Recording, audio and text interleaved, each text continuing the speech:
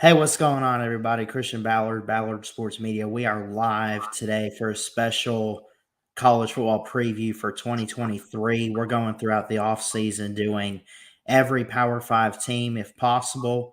And today we got a special guest, my uncle. We call him Coach Mac. And we're looking at the Clemson Tigers for 2023. How you doing, man? I'm ready to roll, man. I'm excited. Yeah, so you go back and you look at last year. Clemson, congrats, you win the ACC, but you lost in a New Year's Six Bowl to Tennessee. We know what they did, and we'll look at them another day.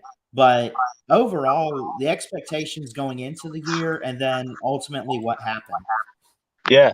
So I think everybody on the Clemson side was a little apprehensive going into this year, which rightfully so. You know, you had a very underachieving offense that needed to prove itself this year, and I think we had kind of a Jekyll and Hyde type year. You know, you watch some games like Wake Forest, and a couple others come to mind, Miami teams like that this offense looked like it clicked. It looked fantastic. Um, and then you had others like Notre Dame, South Carolina, where the offense looked like it couldn't get out of its own way. Um, so realistically, I think expectations should have been about 12 wins, and I think we came up short one. With finishing the season 11-3 with a loss to Notre Dame, where Clemson frankly just didn't even show up. And then you had that same kind of feel going into the Tennessee game, where we didn't even really show up. Um, I think that has been remedied some, which I'm sure we'll get into. But one thing I'll say is the first step to getting back on track was obviously winning the ACC, going undefeated in conference, which we did. So it leaves a lot to be excited about. Yeah, absolutely. I think, and I'll say this. Let's just go ahead and get it out of the way. The quarterback situation between DJ and Cade Klubnik. I don't think DJ is a bad player. I don't think anybody really does. He's a great talent. Sure, he's going to do great at Oregon State. That's right, Oregon State. He's going to do great. I just think, based on what I saw from Cade Klubnik late in the year, do you think that making that switch prior to when it fell apart would it have helped at all? Honestly, man, I don't think. I mean, I think maybe you without a doubt, I think we beat South Carolina with a guy like Cade Klubnik at quarterback, because he presents some problems that I don't think they were ready for. But ultimately, you saw against Tennessee, quarterback was not our biggest issue this year. It was an issue, and I'm with you. I think DJ is going to have a really good year out at Oregon State and Corvallis. I think he'll play really well out there, partly because he's not going to see the level of defense he saw playing, teams that Clemson plays, but also because he's going to be a year older, and I think they're a better fit for him. Um, a guy like Cade Klubnik fits what we want to do a little better. But as you saw against Tennessee, quarterback wasn't our biggest issue because we replaced a quarterback, and it still didn't change the other inefficiencies we had. Yeah, absolutely. You know, it is a team effort. It is something where when it comes to the offense, no matter who's at quarterback, you got to have the receivers, you got to have the running backs. And I think Clemson, obviously they recruit greatly. They do very, very well. The talent is there. And I say this about a lot of teams, but it comes down to coaching and working together as a team. And honestly, I think the coaching's there too. I don't know how you feel about the coordinators, which we could get to that in a second if you want, but um, I think the only thing missing was just leadership, and I think Cade Klubnik brought that out, and especially in that ACC title game. But you know, when you look at it, I mean, 40-10 against Miami, that's great. I don't know what to say about a South Carolina loss, but I give you a lot of credit for the ACC title game. You had a pretty good win over a team like Louisville, but the close games like Florida State, Syracuse, even a 10-point game with NC State, um, I mean, it's just a different Clemson team that you saw late in the year. Yeah, for sure. Absolutely. And I don't know the reason. We can speculate all day as to why this offense kind of fell apart towards the, third, I guess you say the last third of the season. Obviously, they showed back up for the AC championship game. I think a lot of that did have to do with the spark that Cade Klubnik provides. He's a fantastic talent. Obviously, against Tennessee, you saw some things he needs to clean up, some things that I think is just a freshman being a freshman.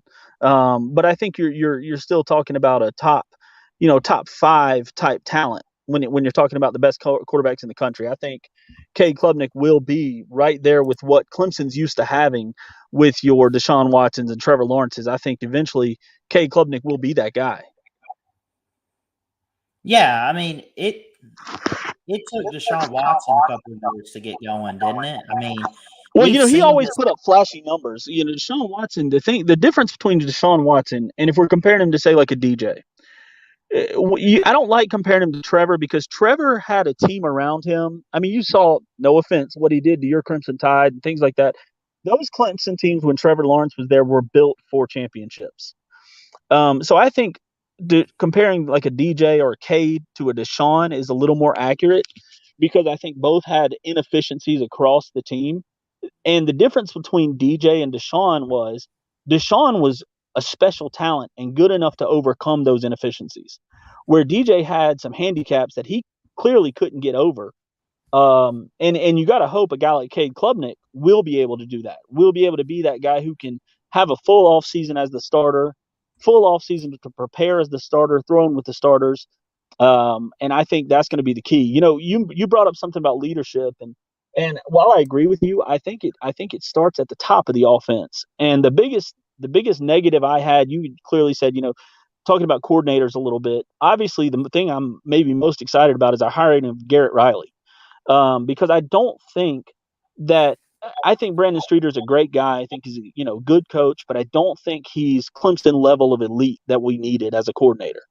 Um, you look at it, and there were games where it's no argument. Will Shipley and Phil Maffa were two of our absolute best players on offense. And we had games that we lost where those two touched the ball maybe a total of 10 times, which is inexcusable. Inexcusable. The Notre Dame game, our offensive coordinator didn't even know how many times Will Shipley carried the ball in the first half. That just can't happen. Yeah, absolutely. There were just moments where watching Clemson this year, it seemed like they knew what they had to do, but they just didn't do it, if that makes sense. Absolutely, man. I mean, it was so simple. You brought up Carolina. Losing to South Carolina this year was a travesty. It's a travesty loss because I'm going to tell you what I think, and I'm not bashing them because they're our rival. I think they're at best a 7-win program next year. I don't think they're very Exactly. good. And the difference is all we needed to do was play basic football and run the football. And it's like we tried to outsmart ourselves and get cute and try these trick plays and things we didn't even need. We let them stay in the game when there was no need for them to even be close to us. Yeah, and then you have games. I mean, what happened in the Notre Dame game? I mean, was that just environment? Because Notre Dame wasn't that good of a team this year. At least they Yeah, started out the season that way, but dude, I I guess can't answer finish that. on a I good think that note. was a perfect storm of one, your quarterback playing poorly, two, your offensive play calling just not making any sense. And by the time the defense, they didn't play their best game either. So I think really what happened was you had the perfect storm brewing for a loss. And I don't think it was environment. These guys have played in the playoffs, played in the national championships. These coaches know what they're doing. I think if anything, I think it was just our night to lose. It was just one of those perfect storms. Everything kind of brewed against us. Yeah, absolutely. We mentioned a little bit about Garrett Riley coming in. I think it's a perfect hire for the offense and what Cade Klubnik's going to do. Let's look at the defensive side. How do you feel about Wes Goodwin? Is he coming back, number one? And then Is that a guy that probably going to stick around? Because I know he's been on your staff for a couple years. Yeah, so for all things point to him coming back for sure. I mean, you had a very successful defense this year. Um, you're losing two pieces that you could argue key or not key. I don't know. Brian Bresee and Miles Murphy are going to go in probably top 15 picks of the NFL draft. Both really solid players. Then you got a guy like Trenton Simpson who's also going to the draft. He'll be a first rounder, probably in the top 20. So I think you got three guys right there, three pieces leaving, but two of those pieces, well, one of those pieces in Brian Bresee wasn't healthy all year, so we missed a lot of games with Brian playing. And then Miles, he played pretty well. His stats are fantastic, but he also kind of disappeared at times. So this defense, I think Wes Goodwin's going to have another year of getting better, getting more mature as a play caller. Everybody knows he's got the mind for it. I mean, that's kind of his MO. That they know his mind is there for the game of football. It's just now about adjusting to play calling and being a successful play caller. And I can't answer if that's going to be a long term thing. I think Dabo showed, his cojones this year, if you will, by firing a first year coordinator. I think that was kind of a message to the entire staff that if Wes Goodwin doesn't show up and isn't the coordinator we need him to be, Dabo's going to go out and get his guy. Yeah, absolutely. I mean, I think that this is, in my opinion, and maybe you kind of just said the same thing, but it almost feels like it's a make or break year for your defensive coordinator in 2023. I think that, you got young guys coming in, but you also bring some guys back. Um, it's just going to be one of those where he has to show that he belongs in that position, that he wants the job. And I know it's hard too because you had Venables for what, 8 years or so? I mean, you had him for quite a while. Yeah, he was It's around for hard a to long replace time, him and the too. thing is, a guy like Wes Goodwin, he was a Venables disciple, but he also worked on. I mean, he worked for the Arizona Cardinals for God's sakes. The guy's Yeah. been at the highest level of the game, and he called some really good defenses this year. I mean, we had some big turnovers at big spots, at big times in the game. I think he just needs to mature as a play caller a little bit when it comes to actually calling the defense and understanding what needs to come next. I think that will happen just by repping it, just by being more involved and doing it over and over again. He's going to naturally become better at it. When myself, obviously, I was a defensive coordinator on the high school level, and it is very different. When you walk in, you have an idea of what you want to do, but then as you adjust to doing it day in, day out, and every Friday night, calling it, you just get better over time. And I think that's what's going to be the case with Wes Goodwin. I think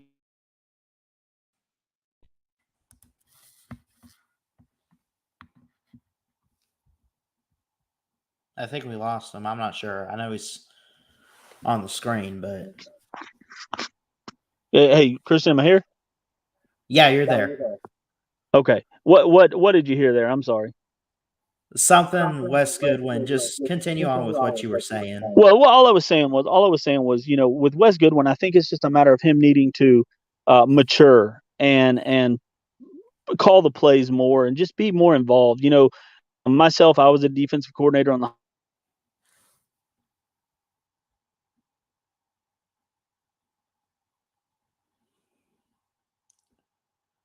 Okay, we lost him a again. little better. And I think that's what Wes Goodwin needs. I think he just needs that time to rep it and get better each week. Yeah, absolutely. I heard rep it and get better each week, and you said something about being a Yeah, defensive no, guy. I was just saying myself, I was a defensive coordinator on the high school level. And for me, I just got better each week. And I think that's what you need out of a coordinator. I think every time he gets out there, every time he has a chance to call plays, he's just going to get a little better each week. Yeah, absolutely. I'll tell you who didn't get better each week was Pete Golding, but I know we're here to talk about Clemson, and I feel your frustration, man. It was a weird year not seeing Bama or Clemson in the playoff.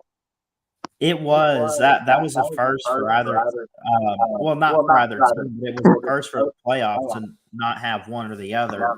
Right. Um, So let's obviously continue to move forward. Look at 2023. I guess I could go ahead and pull the schedule up. So the ACC has a schedule release. So some of these games we don't have the date for, but what stands out to you when you look at the schedule and you have some of these games are scheduled that are non-conference? You play the basics. You play Florida State. You play Wake. You play Syracuse. UNC comes over from the other division. Um, so what stands out about the schedule? Well, I think it comes down to one major point, one big thing, and that's having Florida State at home. I Okay. think Florida State and Clemson will kind of separate themselves this year as the class of the ACC. And I think having them at home for us, I mean, obviously we beat them at their place this year, but having them at home is going to be key for us. Yeah. So you play Notre Dame, you play South Carolina. You mentioned Florida State at home. I expect Florida State to take a big step forward. I expect a team like that to be good. I think we can expect a little bit. Notre Dame takes a step forward. The question is going to be, I look at Miami, I look at UNC, I look at all the other teams. I guess with Drake May, UNC could take a step. I'm not sure about Miami, but some of the other teams in the middle, the Wake Forest, the Georgia Tech, guys like that, those are the ones where you got to be on the lookout. You don't think they'll compete with Clemson, but if they're not careful with how they play, an upset could occur, I guess. Yeah, I mean, I absolutely think so. You know, you get a flat, you go into a flat environment, and you try to play a team like Notre Dame, you can easily lose. We saw that this year. Um, you know, I think that the key for us is going to be the best version of Clemson every week you can, and if we can do that and just win the ones that are the quote unquote nail biter type games, you do that. You know, when it comes to this new transfer portal and NIL world we live in, you still look at the most successful teams in the country. And those most successful teams in the country over the last decade, you're going to say Ohio State, Clemson, Alabama. They're your three that have been the main pieces for the last 10 years. And you can argue that those three teams have done it built on recruiting and within their own program. So, you know, Florida State, you expect them to take a step forward, as do I. I think they're going to be really good. But I haven't been proven that a portal team can get it done yet. You know, TCU was there and they were heavy portal. But at the same time, they Right. couldn't get it all the way done. And I think until a team like that proves that the portal is where it's at, I'm still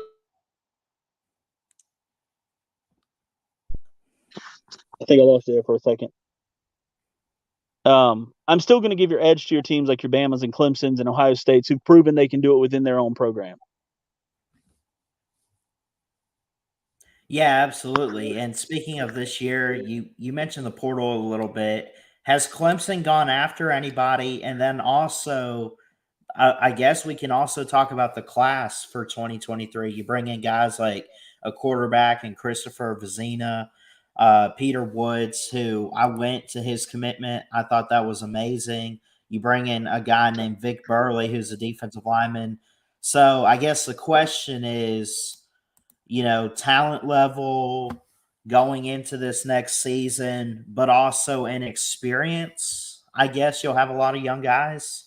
Well, yeah, I mean, I think that's one thing people overlooked about Clemson this year. You know, the guys like Brian Brissy and Miles Murphy and even DJ. You know, they got a lot of the attention, but our talent was in our freshman and sophomore classes this year.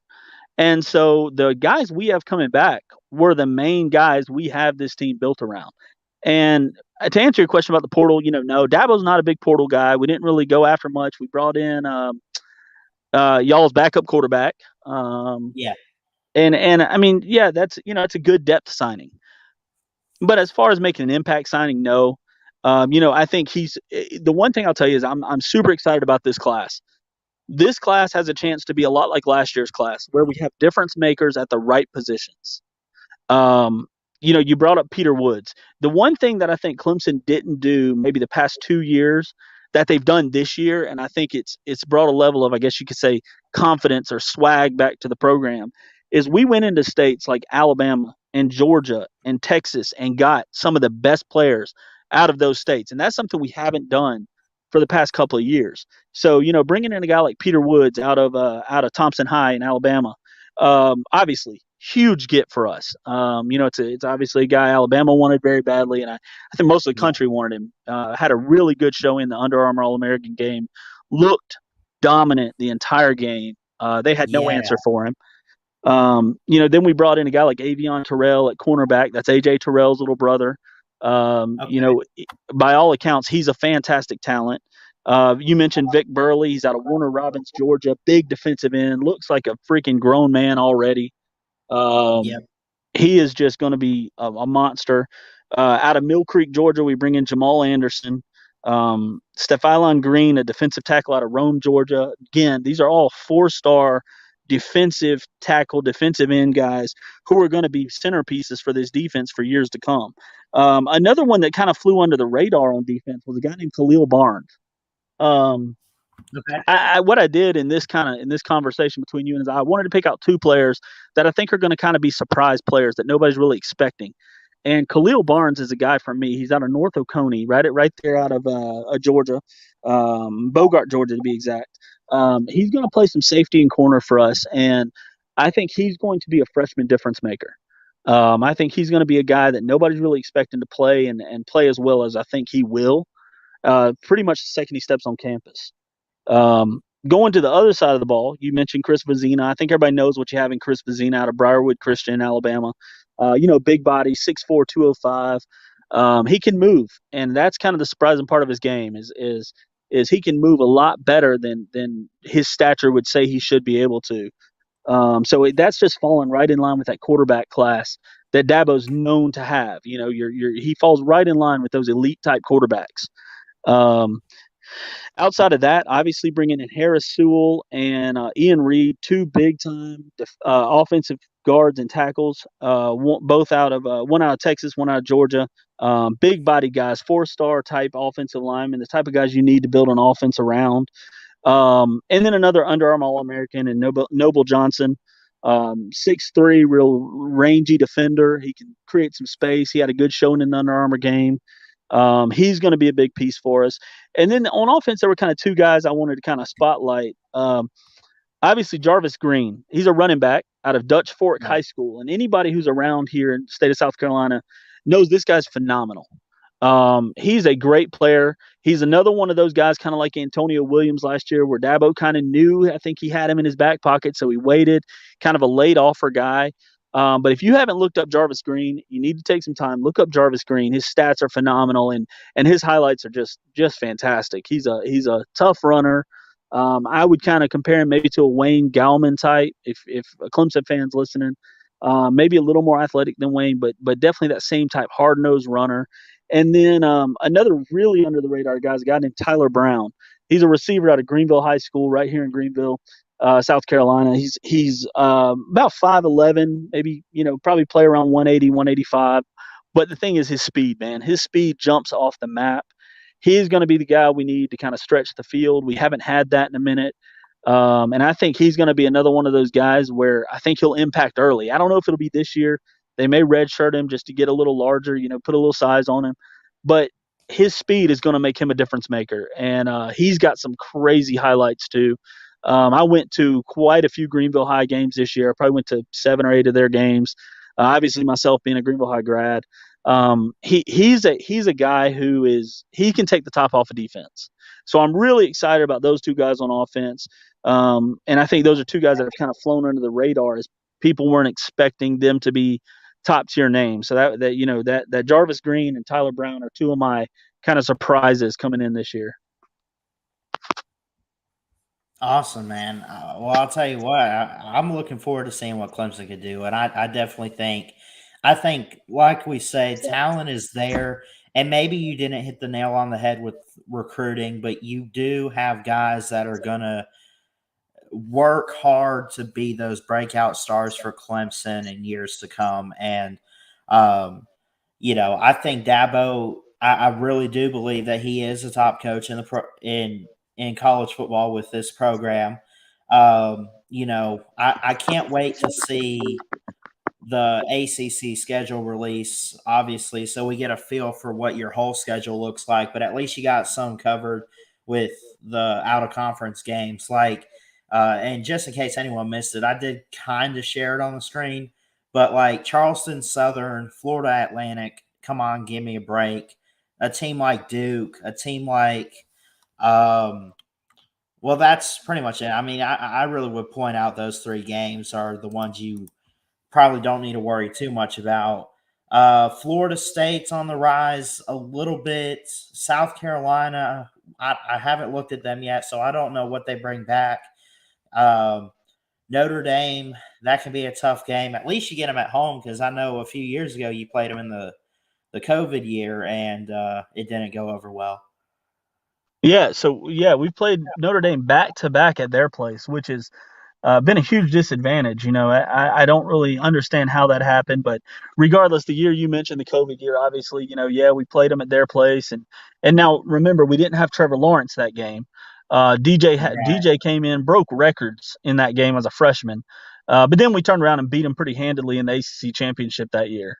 So it's kind of hit or miss with them. Duke is a program. I'll tell you the truth. I think they're going to be a good program this year. I think they're going to win 8 or 9 games. They've got a really, really good quarterback. If you hadn't had a chance to look at him, great coaching, of course.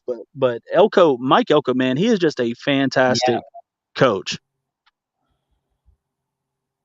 Yeah, absolutely. I'm not gonna sit here and diss on Duke. I mean, I'm not gonna I don't want to throw any ACC team under the bus because I do think the ACC is not what it used to be a couple years ago. Where I know people were saying the year you blew out Alabama, oh, but they didn't play anyone in the regular season, and they didn't play good competition. I think that's probably going to change a little bit. I think number one, you're going to have Clemson skyrocketing back to the top of college football here in a few years, whether it be this season or not. I don't know. And then I think that there's some teams and coaches coming in. I mean, look at Mario Cristobal in Miami, Mike Elko, you mentioned at Duke. And I mean, there's some coaches that are coming into the ACC. And look at even Mac Brown and what he's doing with the Tar Heels. Clemson is kings of the ACC, but everyone's trying to catch up. Yeah. Well, and you brought up coaches and Mike Norvell at Florida State. I mean, he's another one, man. Right. He's got his pulse on.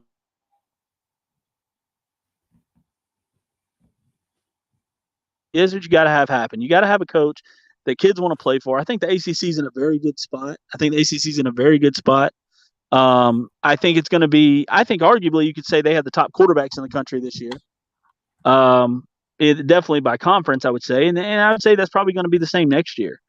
I think the top quarterbacks in the country right now are going to come out of the ACC. Just my opinion, as a whole, and I'm talking top to bottom. I'm not saying, you had your Bryce Young, your C.J. Strouds, Will Levis, those guys. I'm not discounting them, but I'm saying top to bottom. I think just about every quarterback in the ACC is pretty good this year, which is going to make for some fun ACC games. And I agree with you. I don't think the ACC is in the same place it was a couple of years ago. You got teams like NC State who've already risen, and they're in the top kind of tier of the ACC right now. And obviously, you mentioned North Carolina. I think North Carolina's biggest problem is, and it's a little bit of a knock in my opinion on Drake May. I want to see if he can win a big game. Every big game he plays, he does not play well. And I think you had Clemson just embarrass him this year. I got to see Drake May play a big game before I'm going to crown him as a good quarterback. Right. I mean, it's like you say, you got to see him on the college level. He was great out of high school, no doubt. But I think I'm right there with you on Drake May. I think you got to see him play in a good game. And it doesn't even have to be Clemson. I mean, whatever team, like, does North Carolina I know they're taking away divisions this year, so I don't know the exact schedule format. But like I would judge him off a game against Miami if Miami was rising up a little bit this year. I don't know what they're going to do. I haven't looked at them, but I would be right there with you on what you said about Drake May. Yeah, and I think another one to circle with Drake May might be like an NC State. They're a good defense, and he's a that'll be a telltale. This year he couldn't beat them, and they had backup. Um, I just like I said, I'm not there. I don't want anybody attacking me. I don't think it's an attack on Drake May. I just think he's got to prove himself a little bit. Um, so I think it's gonna be a fun year, man. I think Jordan Travis at Florida State's gonna be fantastic. That kid can play. Oh my Yes. gosh, he can play. Um, and then I think Cade Klubnik at Clemson will probably be right there near the top of the ACC, right there with those guys. So I look forward to a good year for Clemson. Really excited about offensive coordinator Garrett Riley coming in. Clemson got some swag back this year, and I think that's what we've been missing a little bit. I mean, you got a guy like Dabo Sweeney. I think he flexed his muscles a little bit this year when he literally went into TCU and just pulled a national championship contending offensive coordinator right out from their nose. I mean, that tells you Right. Dabo's here to play. He's definitely got his fire. Some people question whether or not Dabo had lost his fire, lost his mojo a little bit. Then boom, he comes right back and punches them in the mouth by going out and stealing a national championship contending offensive coordinator. Oh, absolutely. I believe that you're going to see more of, and I think the same can be said even for a team like Alabama. I know Georgia's on the rise. I understand they just went back to back. Say whatever you want about who they played this year, but um, you know, we could argue who the standard is. The big boys are still Alabama, Clemson, and Georgia. Like Clemson's got to be in that conversation still.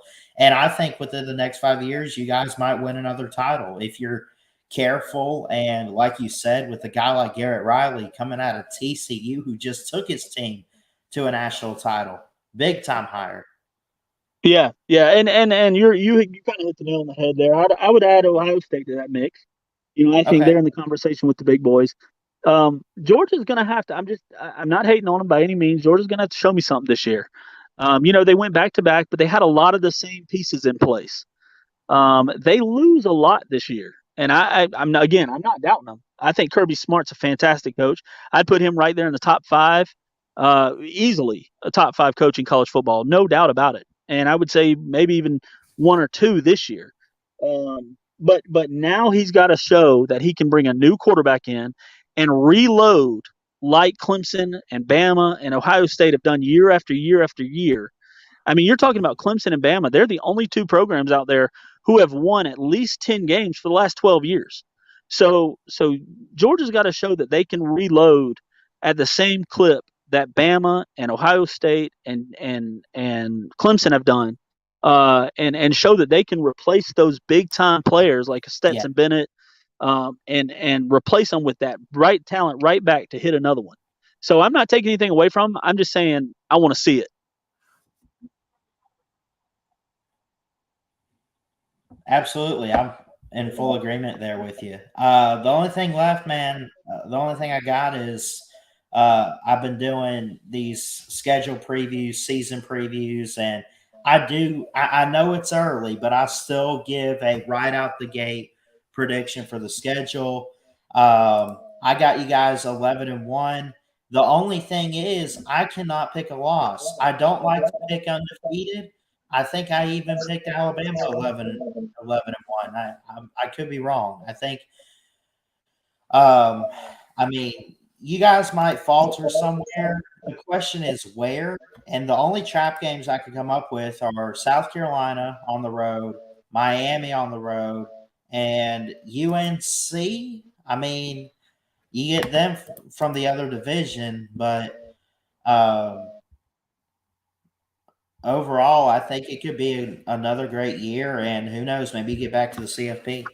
Yeah, I mean, I'm right there with you, man. I would say 11-1 with a loss to the schedule. I don't. I'll go out on a very brave limb here, and I will just flat out tell you, I don't think there's a team better than us on our schedule. I think top to Right. bottom, offense and defense, there's not a team on that schedule better than Clemson. But just like you said about Alabama, it's awful hard to pick to be undefeated. So I'm going to say we have a loss in there. I don't think it's going to be South Carolina. I think you'll see South Carolina take a huge step back this year. Okay. And I know people are going to say, but when you actually look at them, um, they haven't gotten any better. They've had so many key transfers leave, and they haven't replaced them with better transfers.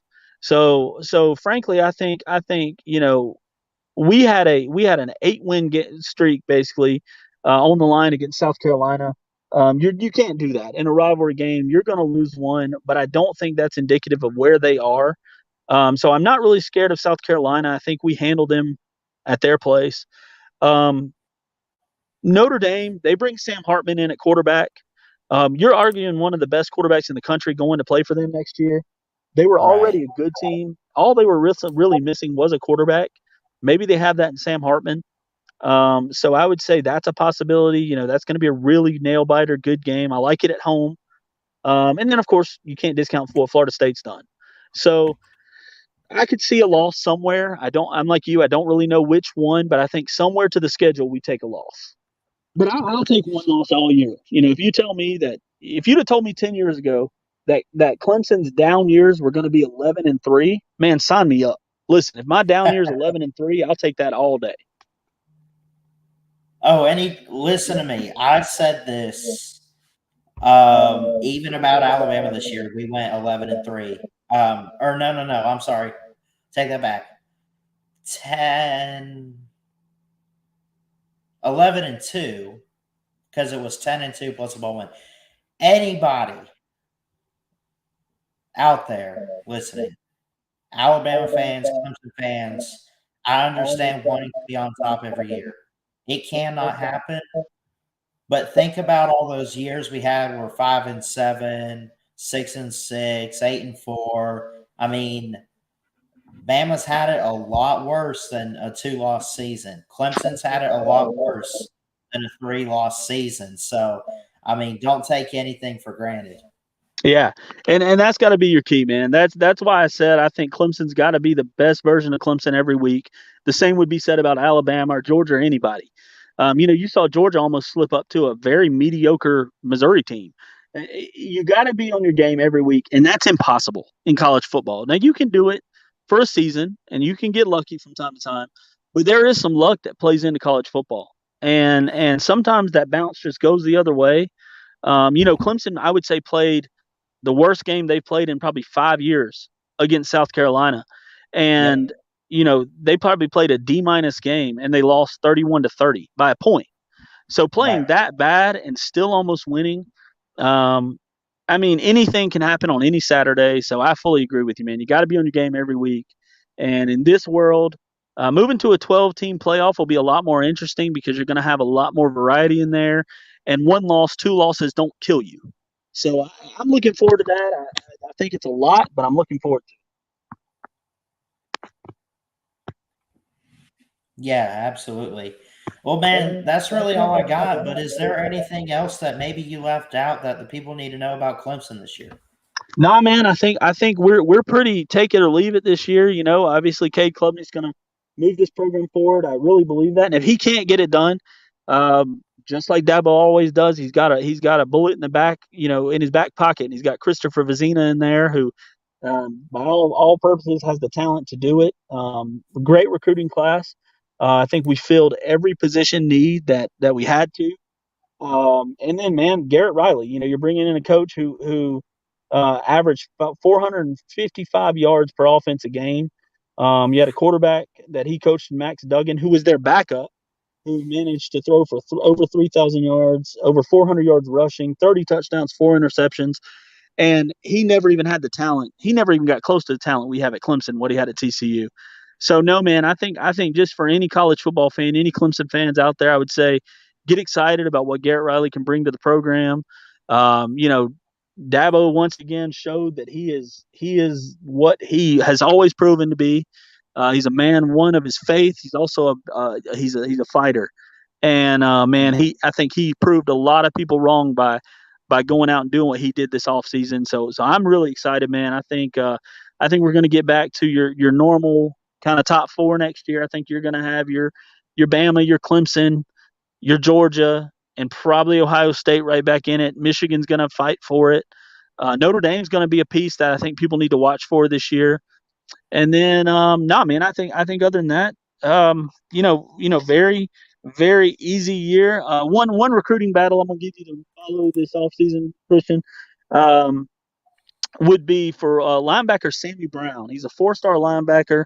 Um, man, his top teams right now obviously are Clemson, Georgia, Tennessee, Oklahoma, and Notre Dame. He's a difference maker at linebacker. He's going to be the fun recruiting battle, kind of like Peter Woods was this year. Kind of fun recruiting battle to watch. I think it'll come down to Clemson, Georgia, and Tennessee for linebacker Okay. Sammy Brown, but he's going to be a fun one to watch that you can kind of follow and have some fun with this year. Absolutely. Well, thanks so much for doing this with me. And obviously, we'll keep in touch, man. Man, I appreciate it. Thank you, bud. All right.